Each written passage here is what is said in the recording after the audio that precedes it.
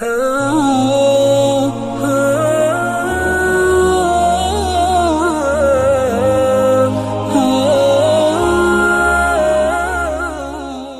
کے نیچے سبسکرائب کے بٹن پہ کلک کریں، بیل کے آئیکن پہ کلک کیجئے تاکہ ہر نئی ویڈیو کی نوٹیفیکیشن آپ کو ملے۔ مفتی صاحب، یہ نوجوانوں میں جولری اور بینگلز اور یہ چوڑیاں اور یہ پتہ نہیں کیا کیا کچھ پہننے کا رواج بڑھتا جا رہا ہے۔ پہلے تو یہ اوورال ذرا جنرلی ہمیں ذرا ہمارے ویورز کو گائیڈ کیجئے کہ سونا پہننا کیوں مرد کے لیے منع کیا گیا ہے اور اس کے کیا نقصانات ہیں، کیا لمیٹیشنز ہیں۔ ویڈیو لائک کرنا مت بھولیں۔ مزید ویڈیوز کے لیے رحم ٹی وی چینل کو سبسکرائب کریں اور بیل آئیکن پر کلک کریں۔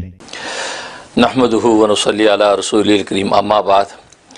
سب سے پہلے میں شکریہ ادا کروں گا کہ آپ نے آج پھر دو اچھے اور نئے ٹاپک منتخب کیے ہیں۔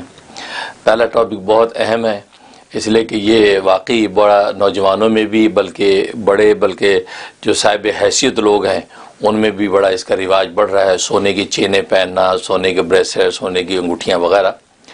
تو اصل میں دین اسلام دین فطرت ہے اور انسان کی فطرت زیب و زینت کرنا ہے۔ اب انسان کی اپنی ذات پر زیب و زینت ہو یا سامنے والے پر زیب و زینت دیکھے تو انسان کی نیچر ہے، اور اسلام جو ہے فطرت سے ٹکراتا نہیں ہے بلکہ فطرت کو لے کے چلتا ہے، لیکن حدود اور قیود متعین کر دیتا ہے۔ یہ وجہ کہ عورتوں کے لیے کھلم کھلا زینت کی اجازت دے دی کہ عورتیں جس بھی قسم کی زینت کرنا چاہیں جو جائز حدود کے اندر ہے، سونا استعمال کریں، چاندی استعمال کریں بطور زیور کے، بطور زینت کے، اسی طریقے سے اپنے جو ہے وہ وضع قطع میں جو ہے زیب و زینت کو اختیار کریں، تو اس کی اجازت دے دی۔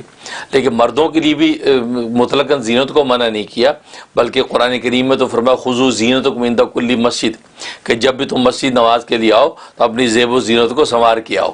تو گویا کہ زیب و زینت کسی حد تک مردوں کے اندر بھی مطلوب ہے۔ اب رہا زیورات کے ذریعے سے زیب و زینت، اس میں عورتوں کو تو سونے اور چاندی کی کھلم کھلی اجازت ہے کہ جتنا وہ سہار سکتی ہو سونا چاندی جو کے زیورات پہنے اور اپنی زیب و زینت کو بڑھائیں، لیکن مردوں کے لیے سونے چاندی کے زیورات کی تو اجازت نہیں دی۔ یہ کہہ دیا کہ سونا تو مطلقاً مردوں کے لیے اجازت اس کی نہیں ہے، اور جو چاندی ہے وہ صرف انگوٹھی کی حد تک، یعنی 5 ماشا کے اندر ہونی چاہیے، یہ انگوٹھی سونے چاندی کی وہ پہن سکتا ہے، اس کے اندر کسی بھی قسم کا کوئی بھی پتھر جو کوئی بھی جوہر اس کے اندر لگایا جا سکتا ہے، تو مردوں کو اس حد تک اجازت دی۔ لیکن اس کے علاوہ جو جواہرات انسان جو ہے دنیا کے اندر تلاش کرتا ہے، مثلا موتی ہے، گھنگے ہیں، ہیرے ہیں، ان طرح کے زیورات سے مرد بھی فائدہ اٹھا سکتا ہے، جو قرآن کریم میں اس کی اجازت دی۔ اور سورۃ النحل کی آیت نمبر 14 میں اللہ تبارک و تعالی نے اپنی قدرت اور نعمتوں کو ذکر کرتے ہوئے فرمایا کہ یہ وہی اللہ ہے کہ جسے تمہارے لیے دریاؤں کو مسخر کر دیا کہ جس میں سے تم جو ہے وہ تازہ گوشت یعنی مچھلی حاصل کرتے ہو، وَتَسْتَخْرِجُونَ مِنْهُ حِلْيَةً تَلْبَسُونَهَا، اور اس میں تم جو ہے زیورات کو نکالتے ہو اور پہنتے ہو۔ تو گویا کہ مردوں کو بھی اجازت دے دی ہے کہ اگر وہ موتی نکالے، ہیرے نکالے، جواہرات نکالے تو جواہرات کے زیورات مرد بھی پہن سکتے ہیں۔ مثلا سونے کی چین پہنتے ہیں، سونے کی چین کی بجائے ہیرے کی مالا پہن لیں، موتیوں کی مالا پہن لیں تو مردوں کو اس کی اجازت۔ اسے بریسلیٹ اگر سونے کا پہنتے ہیں، سونا اجازت نہیں ہے، کیونکہ صحیح ستہ کی حدیث ہے کہ نبی کریم صلی اللہ علیہ وسلم ایک مرتبہ تشریف لائے اور آپ کے ہاتھ میں کچھ تھا، تو صحابہ کرام رضوان اللہ علیہم اجمعین سے پوچھا یہ میرے ہاتھ میں کیا ہے؟ تو صحابہ نے عرض کیا یا رسول اللہ ایسا لگ رہا ہے کہ شاید سونا ہے۔ فرمایا ہاں یہ سونا ہی ہے، اور یہ سونا میری امت کے مردوں پر ممنوع کر دیا گیا ہے، آج کے بعد حرام ہے، کوئی سونا نہیں پہن سکتا۔ اس کے بعد فرمایا کہ دوسرے ہاتھ میں، فرمایا اس میں کیا ہے؟ تو صحابہ نے عرض کیا یا رسول اللہ ایسا لگ رہا ہے جیسے ریشم کا ٹکڑا ہے۔ فرمایا ہاں یہ ریشم ہی ہے۔ فرمایا کہ میری امت کے اوپر مردوں کے لیے ریشم کو یہ حرام کر دیا گیا۔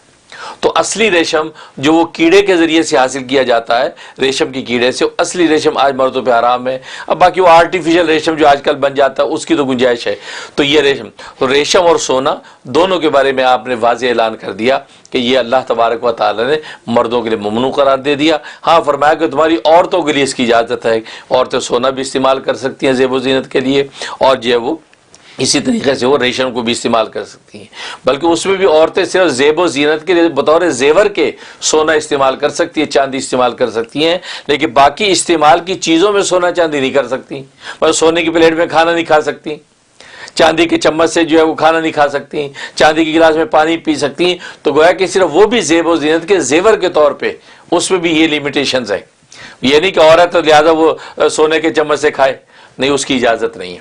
تو یہ حدود متعین کر دیں. لیکن مردوں کو جو ہے سونے چاندی کے علاوہ جو ہے باقی جتنے جواہرات ہیں، موتی ہیں، گھونگے ہیں اور جو لؤلؤ ہیں، ان سب کے زیورات کے پہننے کی مردوں کو بھی اجازت قرآن نے دی ہے، اور اس کی آج فقہ نے اجازت دی. وہ انسان حدود میں رہ کے اس کو استعمال کر سکتا ہے.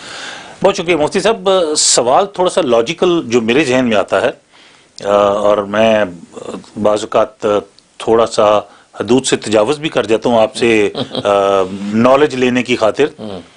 ہمارے لیے تو ویسے تو اتنا ہی کافی ہے کہ ہمارے رسول نے حکم دیا کہ جی یہ نہیں کرنا تو ہم نے نہیں کرنا.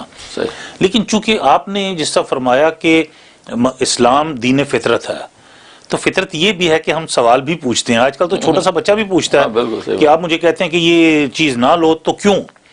تو میرا سوال یہ ہے کہ سونے میں ایسی کون سی چیز ہے کہ عورت کو اس کی اجازت دی گئی، مرد کے لیے حرام قرار دے دیا گیا؟ بالکل صحیح، اچھا سوال. یہ بھی پہلی بات تو وہی ہے کہ رسول اللہ صلی اللہ علیہ وسلم نے منع کر دیا، لہذا بات ختم. اور دوسری بات یہ کہ ایک مرتبہ نبی کریم صلی اللہ علیہ وسلم تشریف فرما ہے، ایک شخص آیا تو اس نے پیتل کی انگوٹھی پہنی ہوئی تھی. آپ نے فرمایا تم میں سے مجھے بتوں کی بو آ رہی ہے، یہ کیا ہے؟ ان کے یہ پیتل کی انگوٹھی اس نے نکال کے پھینک دی. دوسرے وقت میں آیا تو اس نے جو ہے وہ لوہے کی انگوٹھی پہن کے آیا، لوہے کی انگوٹھی پہن کے آیا. جب وہ قریب تو آپ نے فرمایا کہ یہ تو تم نے اس سے زیادہ برا کیا، تم نے لوہے کی انگوٹھی پہنی، یہ تو اس سے بھی زیادہ برا ہے. یہ فرمایا، اس نے لوہے کی انگوٹھی پھینک دی. تو اس کے بعد وہ ایک اور روایت میں آتا ہے کہ وہ شخص جو سونے کی انگوٹھی پہن کے آیا، آپ نے فرمایا تم میں سے اہل جہنم کی بو آتی ہے، جہنم کی آگ کی بو آ رہی ہے، اور تم نے جہنم کا زیور پہن رکھا ہے، کیونکہ سونا جو ہے وہ جہنم کا زیور ہے گویا کہ دنیا کے اندر مرد کے لیے. تو انہوں نے کہا کہ یا رسول اللہ پھر میں کیا پہنوں؟ آپ فرمایا کہ چاندی کی انگوٹھی پہن، اور وہ بھی فرمایا کہ اتنے جو ہے وہ اتنے مسقال کے اندر ہونی چاہیے. تو فرمایا چاندی کی انگوٹھی پہن، نگینہ کوئی بھی لگا. تو یہ آپ نے اس کو اجازت دی. تو گویا کہ مرد کے لیے دنیا کے اندر جو ہے وہ سونا پہننا ایسے جیسے آگ کا زیور پہنا. کہ ابن عمر رضی اللہ عنہ کی دوسری روایت ہے جس میں نبی پاک نے فرمایا یہ سونا جو ہے یہ آگ کا زیور ہے جو تم نے پہن رکھا ہے. تو آپ کو نے منع کر دیا، انہوں نے اتار دیا.